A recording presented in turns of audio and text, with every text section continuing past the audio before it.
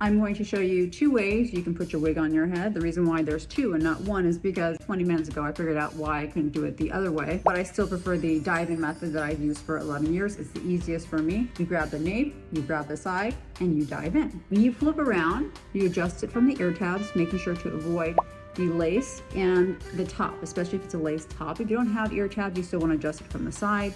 Pull down at the nape to make sure it's secure, and that is how I put my wig on for 11 years. Now, the second way that I see people doing it, which always looks nice and cute, unlike my diving into the ground method, is they put it on from behind. But I've never been able to do it, and I was playing with it a little while ago. I realized it's because I was trying to do it by holding thumbs in, and for me that just doesn't work. Because it just like flops around and it just doesn't have any stability. However, if I go putting my four fingers inside of the cap, thumb on the outside of the cap, so you have more control over here of how you manipulate it, then you can put it at the forehead and then pull down at the back and adjust at the ear tabs. And then again, I would pull down at the nape, and there you have it. I still think the dive-in method is easier, but some people are really good at doing this, so I want to show it in case this helps anybody else.